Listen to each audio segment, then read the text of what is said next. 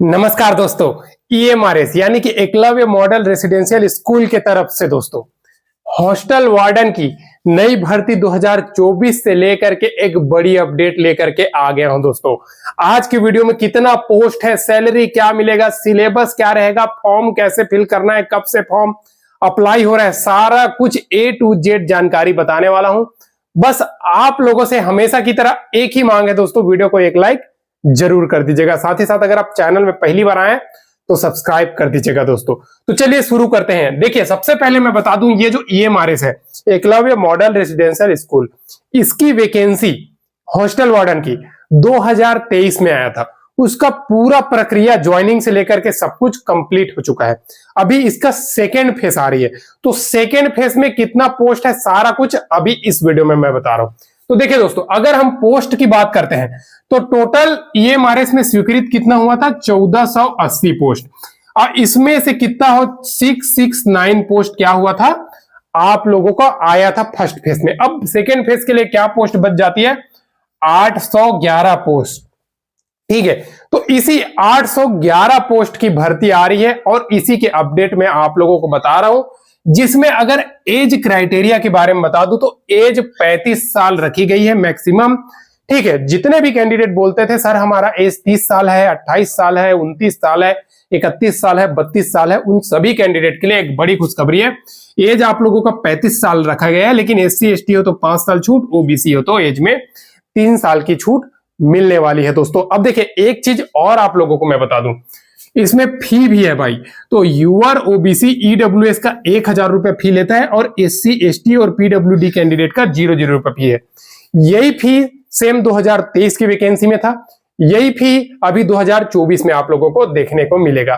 ठीक है, अब इसके बाद इसमें आखिर आपको सैलरी क्या मिलने वाली है।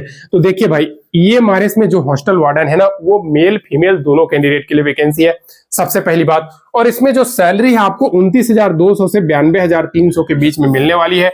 अब देखिए, आप सोचेंगे कि हॉस्टल वार्डन का आखिर काम क्या होता है।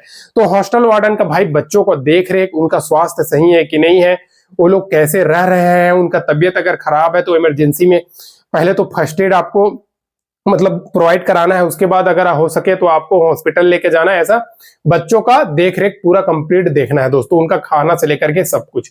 तो ये काम एक जैसे पालक समझिए, पालक का काम है। ठीक है, तो इसमें आपका 29,200 से 92,300 के बीच में सैलरी मिलेगा, यानी कि इन हैंड लगभग 50 के आसपास आपको मिल जाएगा, 45-40 के। ठीक है, ऑल इंडिया के मेल फीमेल कैंडिडेट अप्लाई कर सकते हैं। अब देखिए, ऑल इंडिया में ईएमआरएस की स्कूल है, आप सभी को पता है, और लगभग 740 स्कूल के आसपास है कुछ, और इसी वैकेंसी इसी स्कूल में आई है। अब देखिए, ईएमआरएस जैसे कि केंद्रीय विद्यालय होता है, नवोदय विद्यालय होता है, वैसी ईएमआरएस है दोस्तों, और ये एक सेंट्रल गवर्नमेंट की संस्था है। ठीक है, तो घबराइए नहीं, स्टेट गवर्नमेंट ऐसे मत सोचिएगा, सेंट्रल गवर्नमेंट की वैकेंसी है। ठीक है, इसमें पहले कुछ समय पहले स्टेट गवर्नमेंट भी वैकेंसी निकालती थी, लेकिन अभी सेंट्रल ने एक साथ वैकेंसी निकालना चालू कर दिया है। अब ये योग्यता की बात करें तो देखिए भाई, यही वैकेंसी अगर राज्य के अंतर्गत आता ना तो स्टेट लेवल में ये वैकेंसी 12वीं पास के लिए जाता है, लेकिन सेंट्रल गवर्नमेंट निकालती है तब ये वैकेंसी आपका डिग्री यानी कि स्नातक पास हो, आप अप्लाई कर सकते हो। और एक सिंगल एग्जाम है। अब देखिए, आप डिग्री के अंतर्गत BA के हो, BSc BCom कुछ भी इंजीनियरिंग वगैरह कुछ भी की हो, स्नातक के अंतर्गत आती है, आप इस वैकेंसी में फॉर्म फिल कर सकते हैं और आसानी से आप इस एक सिंगल एग्जाम में चयन ले सकते हैं दोस्तों, क्योंकि इसमें एक सिंगल एग्जाम है, उसी के आधार पे मेरिट है, और मेरिट के आधार पे आपका डॉक्यूमेंट वेरिफिकेशन करा करके ज्वाइनिंग है दोस्तों। और अभी तो ईएमआरएस में जितनी भी वैकेंसी आई हुई थी उसमें ज्वाइनिंग कैसे कराया गया था, रोजगार मतलब मेला लगती है ना, वहां पे डायरेक्ट ज्वाइनिंग लेटर बांट दी थी। तो ये एक बड़ी खुशखबरी है। ठीक है, अब देखिए चयन प्रक्रिया, तो इसमें सबसे पहले रिटन एग्जाम है, फिर डॉक्यूमेंट वेरिफिकेशन, उसी टाइम पे आपको मेडिकल सर्टिफिकेट भी जमा करना रहता है। कहां से, डिस्ट्रिक्ट हॉस्पिटल से बनवा करके। अब आप सोचोगे इसमें आखिर सिलेबस क्या रहती है, तो एक चीज मैं बता दूं सिलेबस बताने से पहले, इसमें पहले तो सिंगल एग्जाम है। दूसरा चीज, हालांकि निगेटिव है, तो देखिए मान लो एक प्रश्न 1 अंक है, तो 1 अंक के अंतर्गत आपको 4 ऑप्शन मिलेगा, A मिलेगा, B मिलेगा, C मिलेगा, D मिलेगा।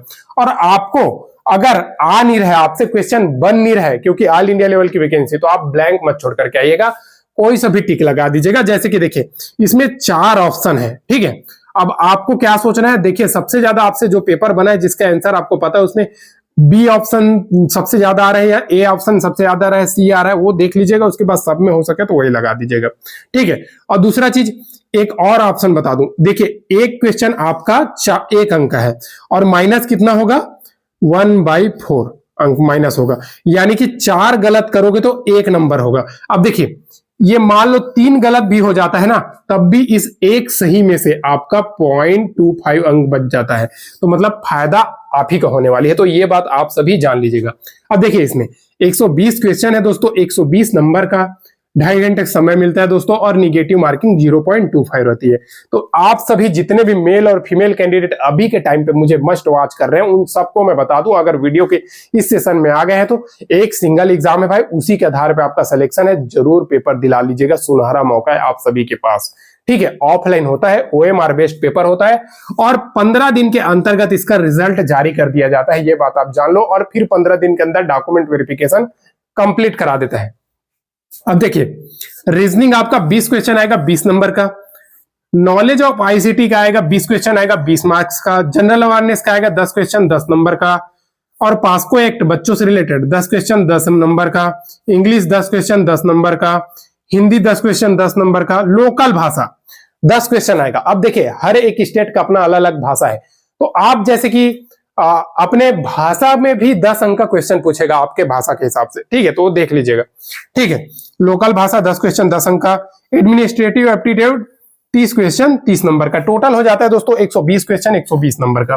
तो एक सुनहरा मौका है, आप सभी के पास, जरूर फॉर्म फिल कर दीजिएगा। अब देखिए ये वैकेंसी आखिर कब आ रही है, तो इसका सेकेंड फेज बता दूं। अभी लोकसभा में एक बात उठी थी EMRS के भर्ती से लेकर के, तो EMRS में जो ट्रैवल मिनिस्टर है वो साफ साफ बोला था कि इसका फर्स्ट फेज की प्रक्रिया कंप्लीट हो गई है मार्च में, ठीक है। अब बाकी की जो है ना दोस्तों, वो 3 साल के अंतर्गत वैकेंसी को कंप्लीट करने वाली है, और इसके अंतर्गत लगभग 28,000 के आसपास पोस्ट आती है, 28,000 के आसपास, और 10,000 के अंतर्गत EMRS ने ऑलरेडी भर्ती पूरा कर लिया है। टोटल स्वीकृत हुई है 38,000 पोस्ट, ठीक है। तो इस 28,000 में 811 पोस्ट किसका है, EMRS में हॉस्टल वार्डन की पोस्ट।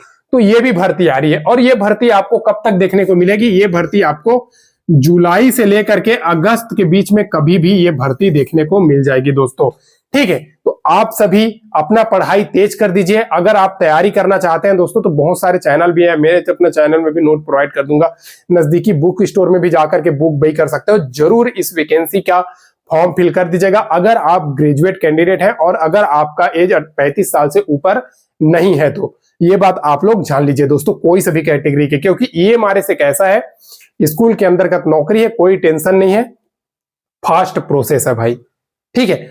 आज के लिए बस इतना ही।